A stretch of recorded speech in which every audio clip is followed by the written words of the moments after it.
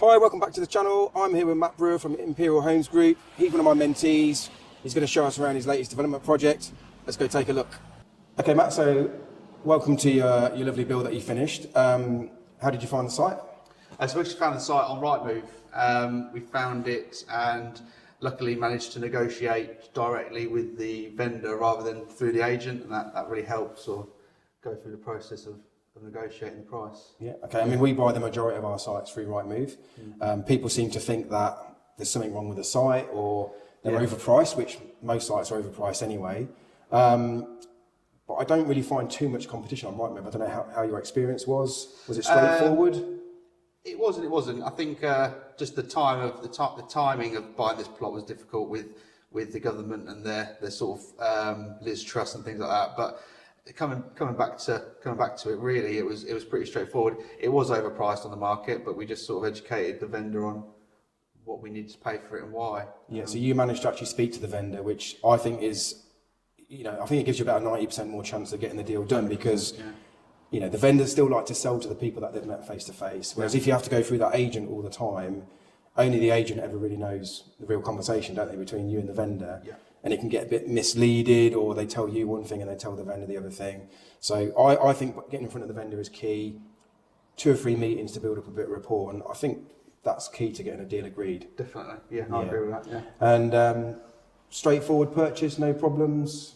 No problems. The only problem we had was we did use development finance, and the vendor was getting a bit impatient, but we managed to calm him down at the last month, and managed to just put him at ease with what was going on in the background. Yeah. And again, this is where I think the agents can mess things up for the vendor and you, in the sense that they still think it takes 8 weeks. Yeah, exactly. Like a house purchase. Well, house purchases take a minimum of 12 weeks. It's probably more like 16 weeks now. So I just feel like getting in front of the vendors and telling them their expectations, and like I say, being transparent, saying, well, we've got to go through this funding. It's going to take more like 16 weeks. At least that way, after 10 weeks, they're not sort of saying, I'm going to pull out the deal. Exactly. I've had enough. Yeah, it's better to sort of let them know roughly how long it's going to take before. Otherwise, you're just going to spend money and they're going to not have any trust in you when it comes down to the point where you said you would exchange and complete. So yeah, okay. So roughly how long did it take you from agreeing the deal to actually getting it completion? Was it more like 16 weeks or longer? Yeah, it was about 16 weeks in total. Yeah, 16 weeks. Yeah, and I think after about week 10, he was wanting to move things along, but I think he sort of realised that the stage we were at that point, he wouldn't have had someone leap forward. It's going to take a lot longer to go back to the start and find another buyer. Yeah, you get that quite a lot, where a lot of the vendors want to pull out, and we just go back and say, look, give us another 2 weeks. Yeah, we should all be done and dusted. And they'll normally be okay with that, but it's when it goes beyond that 2 weeks and you need another week, It's communication as well. Keeping communication with them. Which is why it's good to speak to the vendor and not the agent, because did you speak to him, did you have the vendor's number? Yeah, I had it. I met him here personally. I never actually met the agent apart from when I went to their office to give them some ID. Really? That's interesting. Yeah, maybe just because they're a bit lazy, I don't know. A lot of time, I think they're just like, just go meet the vendor, or just go and have a look at the land. And especially with land, because they can't really show you much, can they? It's just a bit of land, so. So did the site come with planning? Yeah, so we purchased a site with full planning, just needed to release various conditions, one of them being archaeology. That wasn't a watching brief, that was them coming and actually doing the dig. So they had to do the work for you. So exactly. Mine have always been monitoring briefs. I assumed that was because I've always seen monitoring briefs, and I thought, it's monitoring brief. When it actually came down to it, it was that they wanted, maybe it's just this area of Suffolk that want that, is actually them coming to do the work, them doing all the work. And you had to pay for that up front? Yes. And what sort of price was that? I think it was about 4,000. Okay. And did they have a time period where they was allowed in to do it? I think it came down to lead times in the end, because we realised late on what we actually needed, and we went with the company who could do it the quickest. And it was still maybe a 12, 16 week time frame of them doing the work and the council actually signing it off. So right. And did you have that done as soon as you completed, or was it being done during? We had the permission for the vendor to do it in between exchange and completion. Yeah. Right. So which was done within that 16 weeks. Yeah. So again, I mean, it's not like it's holding up anything, was it? But no, it was something you could have get. If we I suppose you're doing it at your risk, aren't you? You're paying the £4,000, but getting the condition done, and you still want to make sure that you're going to get to the completion point. And what did they do? Did they just dig some trial holes and some trenches in? Yeah, so they did some strip trenches. I think it was 3 or 4 they did. So there's a few little small trees here, and it was just mostly grass. So I think they did 3 trenches of where the plot would be. They didn't find anything, and they reported that to us. So I presume the archaeology may have been just because you're very close to the church. Yeah, you're, what, 100 metres away from the church. Yeah, So. I think it's more to do with, I don't know the ins and outs of it, but I think it's more to do with sort of the historical importance of what may have been here in the past in the area. Yeah, because you're so close to the church, I guess, graveyard, could it be due with the burials, whereas mine's more finding like pottery and artefacts where in the area where we are. So that's probably why mine's a monitoring brief and yours is like you say, actually digging it out for them doing the work themselves. Okay, but so you have to do some conditions. Did you change the actual design of the planning, or did you stick to what we stuck with what was here, apart from the porch. Obviously, there's an oak porch there now. Originally, there was just a small brick porch. Yeah. We did change the front elevation to render and the back to brickwork, just because that's the way we wanted to do it. Yeah. I mean, I always say to people that the key to getting into developments is keeping things simple, and that is, just get in and out, get your first build done, get your profits, and move on. And then as you scale up, you'll start to build a pipeline, you'll have more cash in the bank, you've got more time to do stuff, but you don't want to start changing the planning and going back and trying to, you just want to get in and out and get your money and move on, and get your experience as well. Yeah, it's additional cost, additional time to do that, isn't it? Yeah. So what other things did you have to satisfy for the planning? So for the planning, we had archaeology, visibility displays. What else did we have? EV charging point. We needed to make sure that we could show that we had that capability. The visibility displays are really important one to do, isn't it? Because you need that access granted, and you're here on the main sort of church road coming through. But you got that done before exchange? No, that was done after exchange. Okay. Yeah, but that was one of the first ones we did. I think sort of archaeology, visibility. There was possibly another, I can't remember off the top of my head, but they were all done as soon as we took control of the And you site. mentioned the still payments? Still payments, so yeah, we had still payments. I think that was about 28,000 in total, which is quite high. So still is community infrastructure levy. It's basically a tax that developers have to pay. And I get it, and I sometimes think it's fair because, you are bringing additional dwellings to the buildings, which is going to put strain on the schools, hospitals, etc., etc. Yeah. But, £28,000 for one unit, It's high, I think. you can see why the country doesn't go and get loads of houses built because, in theory it has to come off the purchase price, isn't it? Absolutely, and again, vendors need to understand this, that you've got stamp duty, you've got SIL, you've got to pay corporation tax when you sell. There's got to be some profit in there somewhere after all this work's been done, and you're outlaying a load of money. There's interest elements associated with that money, even if it's your own money. Exactly. Still got to put a cost on your own money being loaned out to yourself. But there's still some good profits to be made, which we'll talk about later on in the video. Yeah.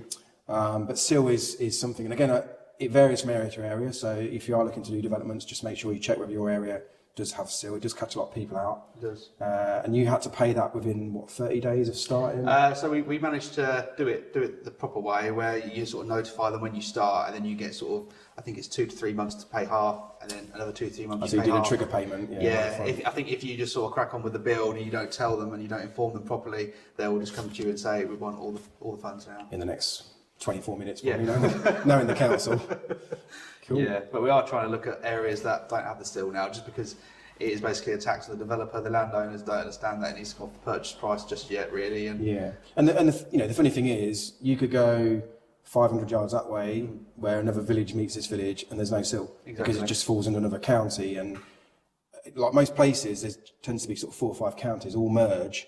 And SIL could be there, but not there, and that's what we say about identifying your areas. Exactly, yeah. We don't have it, luckily, but at some point it could come in, or we could just be building another 5 miles from where we live, and all of a sudden that area does have SIL. Yeah. It's just got to be factored into the deal so it doesn't catch you out. And like I say, you've got to allow it into your cash flow, because it is money that you've got to pay out, half up front and a half later on. Okay, so you found the site through Rightmove. Yes. Bought the site with planning to de-risk yourself. How much did you actually pay for the site? So we agreed 168 with the vendor, and then after we did a bit more due diligence, we came back and said, look, this doesn't work at this price anymore, and we negotiated down to 148. Okay, so quite a big drop. It was, yeah. I imagine you justified it with things like the SIL. Yeah, it was, and we did initially there was treatment tanks for this, but we actually found a way to tap into the drainage. So actually, it worked out quite well for us in the end. So, not saying you're 20 grand up, but no, we did a little bit of work for them to help them out as well. Okay. Like the fencing and their waste. We did their waste for them. So I mean, that's an important point, because when you're negotiating land with vendors, and this is why it's good to speak to the vendor. Sometimes there are little things that you can do, and it could be maybe redoing a driveway, maybe building them a garage, like you say, putting up new fence, connecting the drainage. Little things that are going to make a big difference. And it might cost you £5,000, but for them, they perceive £10,000 or £15,000. Exactly. But they're just sometimes good little sweeteners that basically seal the deal. Yeah. Okay, and what was it on the market for then? So it started at 200,000. Really? So for the vendor to come down from 200 to 148, it's a bit of a, and this is where the agents stuff things up by overpricing things in the first place. I believe that if the agent was involved, we wouldn't have got this. Yeah. But look, the deal got done. I mean, that's a significant discount, so just over 25%. Obviously, then you've done a little bit of work for them. The deals have to work by the numbers, don't they? Otherwise, there's no point doing it, because it's just going to throw things out. So that leads me on to, how did you actually fund the site? So we funded the site through a small amount of personal funds, private investors that we're working with, and development finance. Okay. Where did the private investors come from? Is it just people within your network, or is it people? It's some guys that I met at a networking event, and when we went out and sort of said we're looking for some private investors, I said I'd already met them, and they said, we're interested in working with you, and we worked with them on this one. Okay, so being a first-time developer, yeah.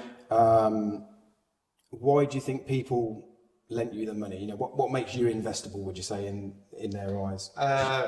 Being in construction?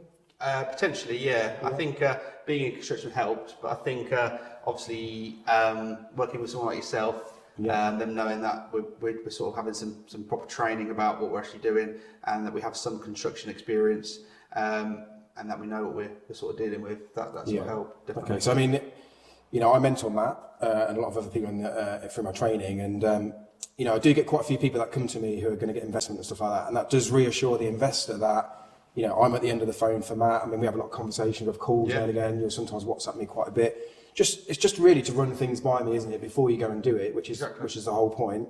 I'm here to support, guide, and advise. Sometimes I have to put things right because somebody's going to jump the gun. But it's like you say, it's just a sense check, and for an investor, it's like, well, that's sort of guaranteed. Backs my money up to say that Matt's going to do things right. And you built a lovely house and done everything by the book. We've just been having a few calls about things like the air test, wasn't we? And we were signing everything off, and the warranties and all that, because you've never been there before. As much as we teach you how to do it, you don't really think about until you go through the process. It all starts coming together. And now, once you get on your next sites, which we'll talk about later as well, you would have learned a hell of a lot from going through the process, wouldn't you? Absolutely, and, you haven't made any mistakes, which is what it's about. So then you've used private investors, a bit of your own funds, which is great. It's a bit of your own skin in the game, which I think investors like as well. It's not always possible, because some people do this with absolutely no money. Yeah.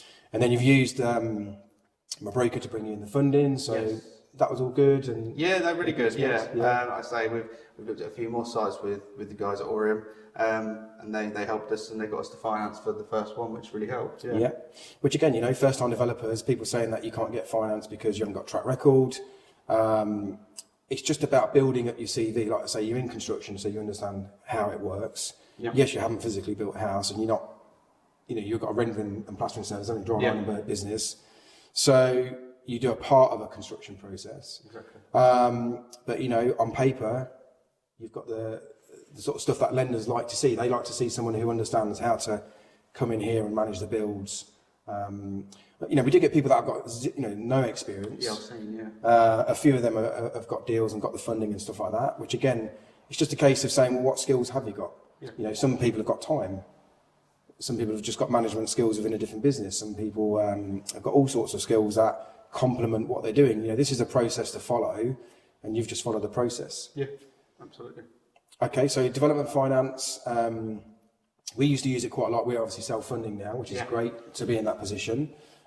Is that where you think you'll go after you've done several deals? Or do you I'd like to be in that position. I'd like to be able to self-fund our deals, but I think it's a process of building up and building up and building up until you're in that Keep position. reinvesting your profits. just rinse and repeat. You don't need to go massive sites. Obviously, the bigger sites, sometimes you make more profits. But I think where we are in the market at the minute, it's just about being sensible until probably another 18, 24 months, and you've got a good 10 months run. Exactly. But for anybody looking to get into developments now, it's an ideal time because land's cheap, or cheaper, and by the time you get building and get to the position where you are, you're going to be at the end of that. Exactly. The crest of that wave to start for the market to start going again. Interest rates are set to come down later on in the year anyway, which will just fuel house price and house growth again. Okay, Matt. So talk to me about the numbers. Gross development value. So this is what the house is going to be worth when it's finished. Yeah, the gross development value is 650,000. Build costs. Build costs were around or just under 300,000. Okay, and that's. I mean, you've not physically done the work yourself. You've No. took a project management role with your partner that you've met. Yes. You paid everybody to do everything. Yep. Which is good. So yeah, sort of 280 to 300 for the build, and it's a good finish. We'll talk about the finish a little bit later on. This is not like your Persimmons or your Barretts, is it? Definitely not. That's the way I like to see these builds. So you've pretty much finished. Are you looking to just turf the grass? Is that like? We've seen it in the back actually. Oh, you've seen it? Because there's so much. Is that why it's raining now? So normally you go into drought weather when you go into turfing and stuff like that. No, we're turfing the front, seed in the back. And then, take away the purchase price of 148. What sort of profit are you looking to make? Yeah, so the profit is going to be between 180 and 200,000. And how long has it sort of took you to do the actual build itself? 12 months in reality. Yeah. What from agreeing on the site to getting starting, finishing. There's a few things that held us up along the way. Like we had a power line running across this site. Yeah, I remember an overhead cable. Yeah. So that held us up a little bit. But because I hadn't dealt with that before, we didn't really set ourselves up to deal with it. So but we got through that and it's still done. I remember we were talking about the block and beam, and that was a delay, wasn't it? Because the lead time. That was it. Extended. Yeah, so it was a few 2 weeks, was it? Something like that. Yeah, something like that. There's a few little things that added a few weeks on here and there. Maybe added a month onto the build. And the weather. It's raining today. We've had the wettest winter I've known on record since September. Yeah. Where you would have been in the thick of it. Yeah. So did you get much challenges with the weather? No, luckily, the plan was always to get inside when we had this bad weather, and we managed to do that. So it's been an awful winter. I mean, luckily we don't really do groundworks in the winter for that reason. We go abroad, as you know, and we tend to come back April, May now. So hopefully the sun's going to start shining when we get back on site in a few weeks. But a good profit for building one house. Yeah. And that's a prime example that you don't need to go and build massive developments. And if you can make this sort of profit from one house, you start building sites of 3 to 5. You're going to be pushing into the £500,000-600,000 profit, which it could still be done in a year. Just get more trades on site. And your plans with that profit would be literally to reinvest it back into the site. Correct. Yeah. Yeah. Treat yourself. Are you going to reward yourself, or? It'll probably be the wife, I guess, rewarding rather than me. Well, she's had to put up with the late night, that's fair enough. Okay, Matt, so what was you doing before you came in to learn about developing? So I have a dry lining company where we sort of work with regional and national developers, and I've always looked at them over the last few years and thought, do you know what, I really want to do this for myself, to be honest. It's been in the back of my mind for maybe 5 years. Learned all I could just from watching other developers and stuff online and books, and then it came to the point of working with someone to get a bit of mentoring and doing it myself. Yeah, I mean, I suppose I was in a similar background. I was working on site, used to look at these developers and wonder how they did it, and used to think, well, I could do all this. I can get the bricklayers in, I can get the roofers in, I can do all the build, but I haven't got millions of pounds. My perception was I needed this massive pot of money. Yeah. I didn't realise you could just go and borrow it, certainly off private investors and the development finance. Exactly. And for me, that was the game changer for me. It's like, wow, I can go and borrow the money. Yeah. And I can do the build's the easy part. Exactly. And I'm doing it in day out for other people. So that's what unlocked me getting into my development journey. But you still got your dry lining business, you still work Yes. for? Yeah. Yep. Busy? It is busy. Yeah. Busy, not as busy as last year, just because of. Well, I think a lot of things have slowed down anyway. Exactly. Yeah. But, think back to last year, it's probably pretty overheated. Oh, definitely. And you're trying to manage a business that's like at capacity or over capacity and still trying to manage it. So you've done it, you've got through it. I think having a cash flow business is pretty good while you're doing developments. Absolutely. Until you decide to say, well, do you know what, developments is going to be for me full time. But yeah, we still carried on doing some building work for customers, while we was doing our first 3 developments. Yeah. we still do the work on site, but sometimes it was a case of getting the other trades in, and we'd be able to come away for a week, and go and do that customer work. But you're not hands-on tools, are you? You just manage. So. Yeah. Are you actually a plasterer by trade, or Yes. You are? Yeah. But they just get everyone to do all the work for you. I sort of originally off from Peterborough. Now I live in Essex, but the more and more that we've grown, the sort of industry is turning more towards taping and jointing in this part of the world. So, what's your view on taping and jointing? Because there is this cost saving. Mixed reviews. I mean, does it? I've seen it, and it does look good. It depends on how good your plaster is. That's what I would say. Like anything, I suppose. Yeah. And would you say there is a difference on the finish between skimming and? Yeah, absolutely. Yeah, you can tell the difference. Absolutely. Yeah, I think personally. Yeah, but like I say, there is a cost saving, and if people are looking to save costs on multi-unit site, you can understand why they do it. If you had a couple of thousand over 100 units, you're talking a bit of money, aren't you? Exactly. Yeah, exactly. Okay, so throughout the development, what's been your sort of roles? What's been your main input into this project on a day-to-day basis? So initially I was going to do this all myself, and quickly realised that I might need to sort of partner with someone because I already have a busy business. And my sort of main roles were overseeing the finance, overseeing the drawdowns with the lender, dealing with supplier orders and payments, program, quality, and bringing in trades and making sure they get paid. So pretty much office-based to some degree, rather than the physical being on site day-to-day running. I maybe came to site maybe occasionally twice a week, but mostly once a week. Yeah, lots of phone calls. Yeah, which is good because I mean, one, it's allowed you to get on with the build. Yep. You're in the office anyway, managing your business most of the time, so you're there. And then, like I say, it's allowed you to concentrate on your business, which again I see a lot of people do. They get into developing, they take their eye off the ball of the business. Yep. Cash flow comes down. With developments, you're going to be a while before you get paid out. So I always advise people to keep their business going. Step out your business if you can. Like, you're not on the tools, so your business can run without you.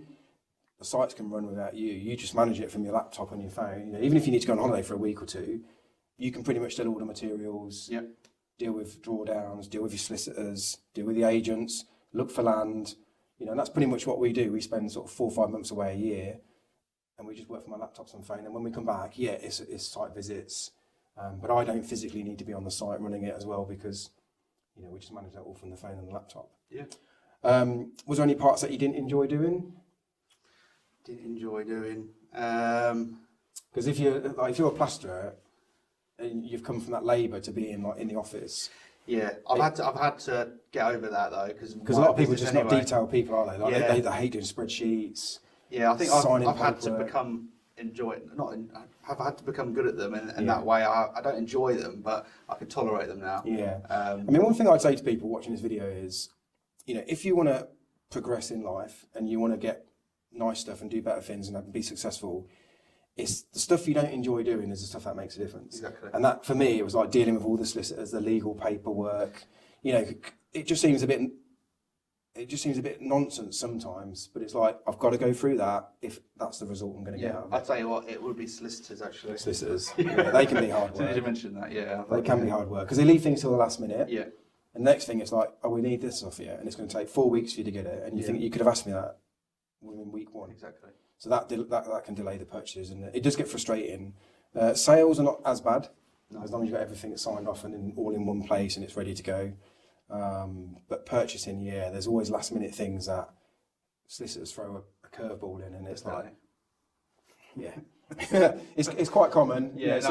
Sometimes they go through seamless. We've just had a site just complete a few weeks ago, no issues whatsoever. But that took 5 months through Christmas. Oh, okay. Christmas is nothing. And it was a cash purchase with planning. No searches to do, no conditions on the purchase. 5 months.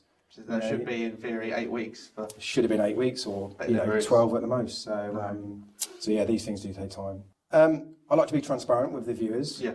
There's always challenges in developments. What would you say has been your biggest challenges on this site from start to finish? So even just whether it's dealing with a vendor or getting it finished. Okay, I think the first sort of challenge coming into the whole process was mindset and finance all the mindset around finance and how What, it just works. borrowing the money or just the process? Borrowing the money. Because I'm very much someone who just likes to crack on with things on their own. If I need the money, I'll get the money for myself and deal with it that way. So that took a real big mindset shift to work that out.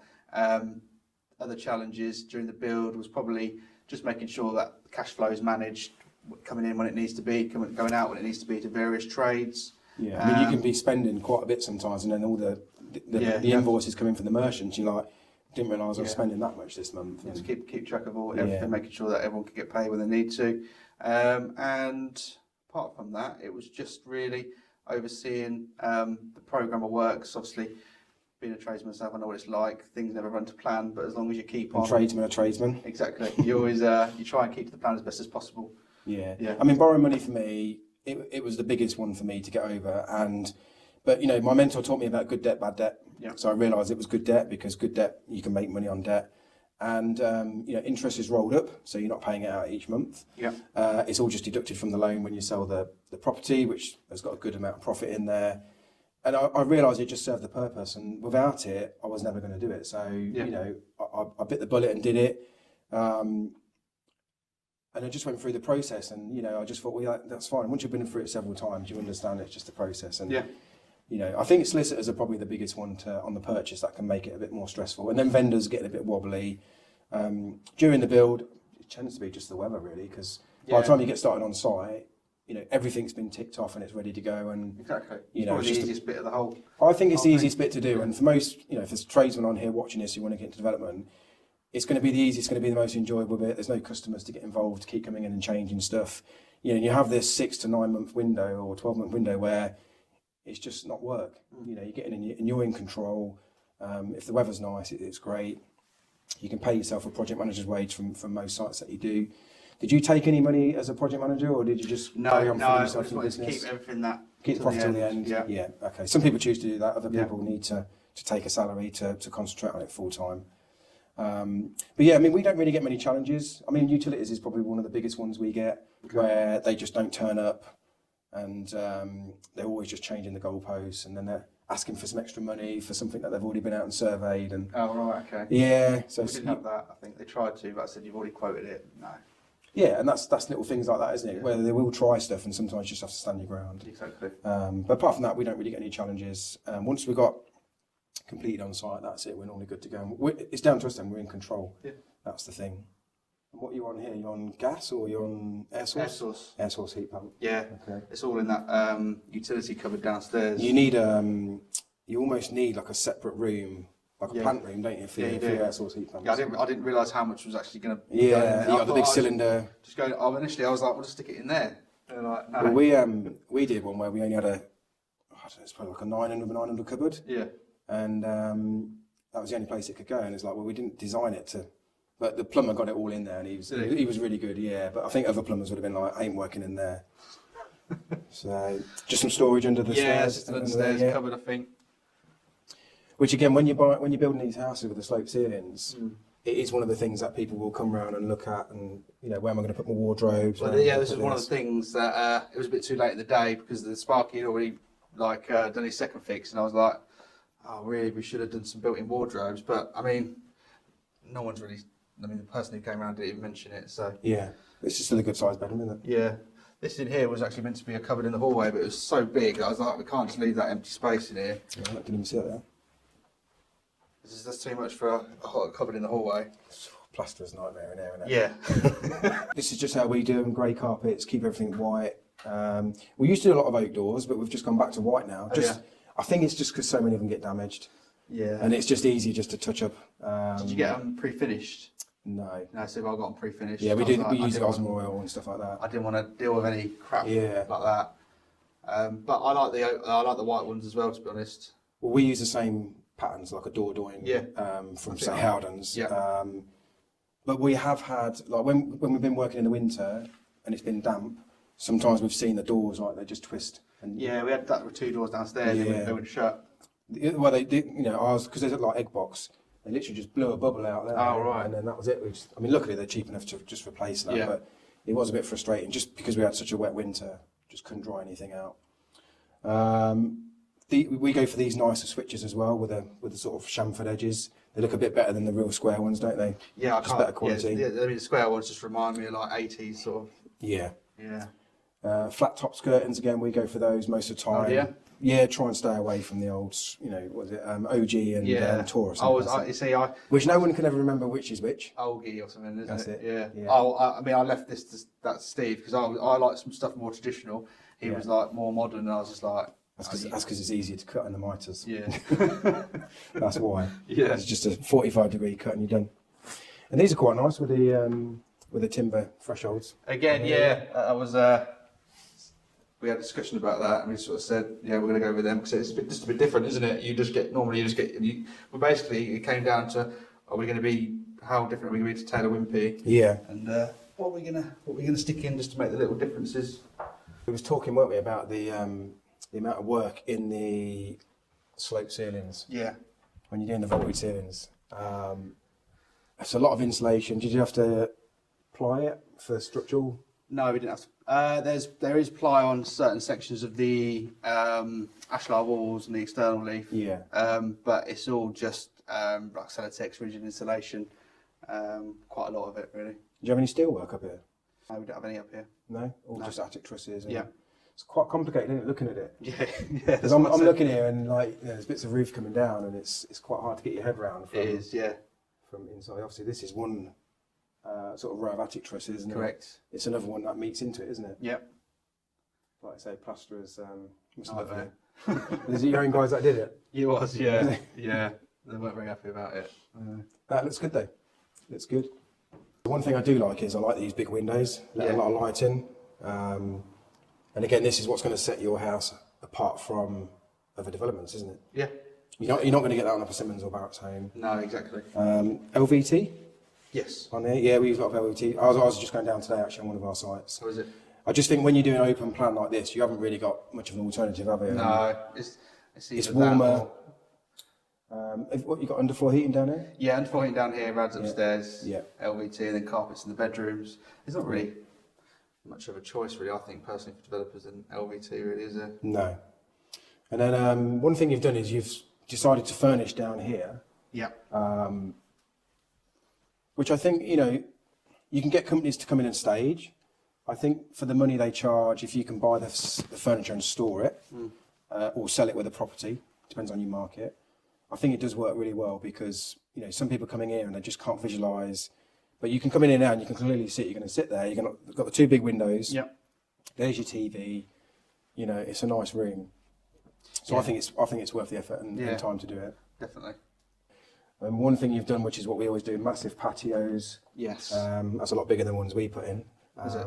Yeah. But I think it's just because of the shape, the size of this area here. Yeah, I mean, this is a 4-bedroom house. You need to be able to walk out into a patio. Of course you do. Really. 4-bedroom house. Out there, they will see table and chairs, maybe a couple of sun loungers, barbecue, maybe a gazebo. Do you know what I mean? Because you get sun around here pretty much all day. Is that right? Looking at it. So, and that's what people want. We always get good feedback when we do good patios and it's one of the first things that the buyers notice. Because they've just been to look at the competition and they've got 6 paving slabs. Yeah, it's ridiculous. Yeah. People don't want to come and move into a house and have to start extending the patio, doing the gardening, doing the turf and putting things in, all plants and stuff like that. So we just try and make it so that someone can just come in, move in, job done. No really need to negotiate on the price. Yeah. These aluminium, yeah? Yes. I always think aluminium's better on bifolds just because it takes the flex out with plastic. Yeah. Plastic's cheaper, but you will get problems with plastic. They'll drop. Right. Okay. The way kids bash them about and that. So as much as they're a bit more money, aluminium's worth the money. You don't want to have to keep going back in here with customers once. No. Keep getting you back every few weeks. As little as possible, really. Yeah. So nice big areas you come in. I mean, this is what's going to sell the house, isn't it? When people come in, they walk in, and the first thing me and my son was like, "Wow, wasn't expecting this." It's very deceiving from looking at the front, and the key is to get the buyers to come in and have a look, isn't it? Have a look round. Yeah, that's it. As long as they can visualise things, then it's going to help massively. Yeah. So these are nice finishes. Yeah. Really nice. Again, worth spending the money. What's the extractor? Does that pop up? Yeah, it does. Yeah. The missus, I came in the other day and I didn't even know how to work it. The missus had to show me how to do it. And the dishwasher. No, I haven't looked at And the them. microwave. But these are like, Yeah.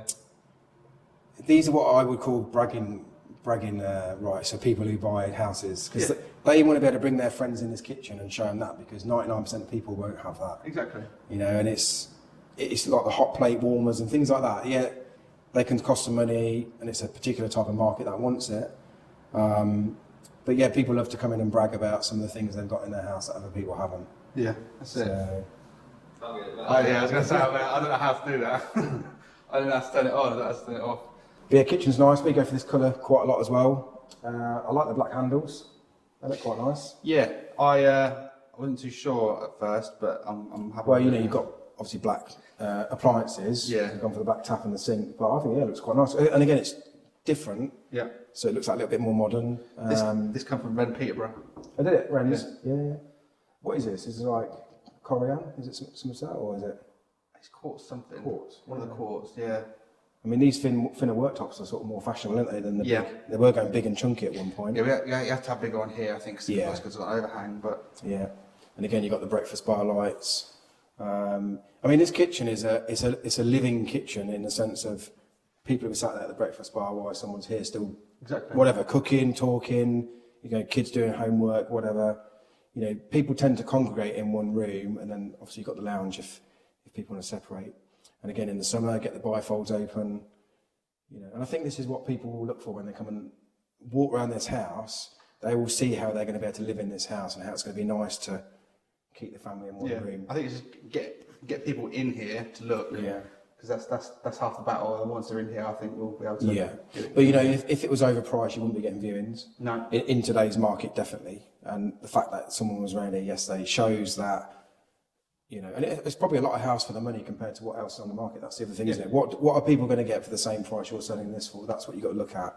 And have you got a lot of features that are going to sell it to them? And it could be just things like the worktops, you know, 2 sets of bifolds, and just a better place to live once they get in that house. Yeah. Okay, so this one's all finished pretty much. You had a viewing yesterday, was it, or this week? We had a viewing yesterday. Yesterday, so hopefully, you know, get it sold, money in the bank. Yep. What's next for you? We've already got another site secured for two plots, probably about 20 minutes from here. So we're looking to get some finance sorted for that and move on to that following the sale of this, and then we're looking to find another site to sort of run two at the same time potentially. Okay, so looking to work private investors again on that side? Yes. Yeah. Development finance again? Yep.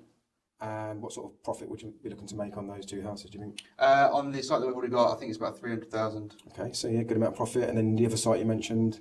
We're still negotiating that at the minute, so yeah. Okay. And what is it quite easy to find sites, would you say, or is it a numbers game? Or It is a numbers game, and I think it's the state of the market. I've seen in the last sort of few weeks, there's a lot more coming to the market now compared to the last 6 months. So I think, yeah, as long as you're looking in the right areas, you'll find something. And are you just sort of looking at on the market like Rightmove, or are you doing any direct to vendor stuff? I haven't done direct to vendor previously. Yeah. I have sort of taken my foot off the gas with that a little bit and stuck to Rightmove. Yeah. And now really I don't look at Rightmove that much because I've done the numbers game of going through the offers and stuff. I just really just speak to the agents directly. Okay, and just see And they what bring me stuff. Like yesterday I had one first refusal of 9 Yeah, in the place, and I had a look at it. So Yeah, I mean, stuff is starting to come back on the market. We're just in final negotiations of a site that we mentioned earlier, which a motivated developer selling it. yeah, So they've got a site that they need some cash for to finish off that site. You know, this is unfortunately where some developers do get a bit exposed, or they get a bit too much on, and the only thing they've got that is, you know, semi-liquid is to sell a bit of land that they've bought for, you know, their pipeline. yeah. Because they need some cash to pay off their sites. It's just the way the market is in the minute. Obviously, it's been a bit slow for a few months. We've got a couple of viewings scheduled in this weekend for some that we've just finished. So, you know, they're £500,000 properties. So things are selling. It's a slow market, but it's still working okay. Yeah. Because interest rates have sort of stalled now. People still need to move regardless. And I just think like some people will sit back and wait for everything to be perfect. Yeah. It's never going to be perfect. Property's either going up, it's going still, or it's going down. You know, and when stuff's going down, it's the time to be buying. It's the time to be negotiating with the vendors. It's the time to be, like you say, looking at stuff on Rightmove, because 80% of the market that would normally be there are just retreating and retracting and sitting on their hands until, you know, we know it's going to come good again.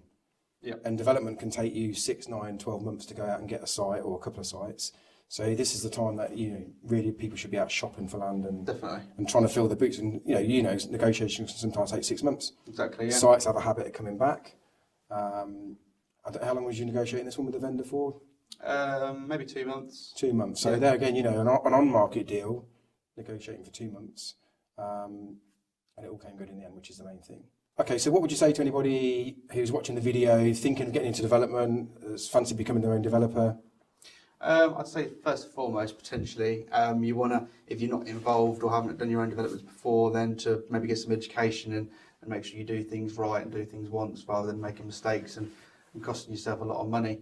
Because as with anything, if you make mistakes with some things in development, it can end up costing you a substantial amount of money. So just making sure that you've got some education and you're doing the right things in the right areas and sticking to those goals that you've set. So you came on my 3-day property developers blueprint. Yes. It's not just education, because obviously we're there to make sure people don't make the mistakes of, Yeah. you know, maybe buying a site without planning or just making mistakes that some developers do because they just think that you can go buy somewhere and get building on it.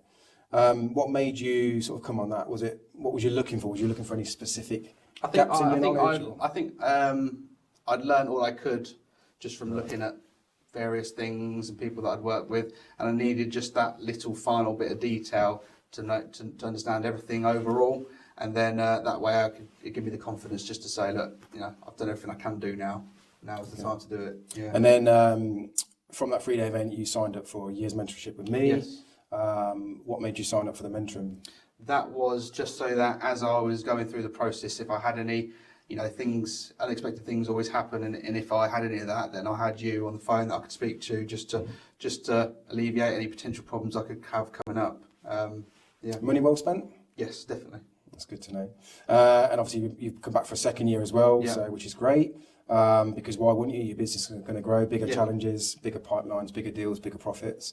Okay, Matt. So really appreciate you showing around the house. Really looking forward to the next site already, Yeah. which we'll definitely come along to see. How can people get in touch with you if they want to just maybe talk about investment or they've got land that they're selling? What sort of area are you in? So I'm based in Colchester, but we cover North Colchester and South Suffolk. They can find me on Facebook and Instagram, Matt Brewer, or Imperial Homes Group. Imperial Homes Group. So yeah, we'll put a link in the comments below. Reach out to Matt. It's been a pleasure working with Matt. Really, like I say, already looking forward to seeing him on his next site. Looking forward to him getting this sold and profits in the bank. Yeah. And who knows where you're going to be in the next 3 or 4 years. We'll see.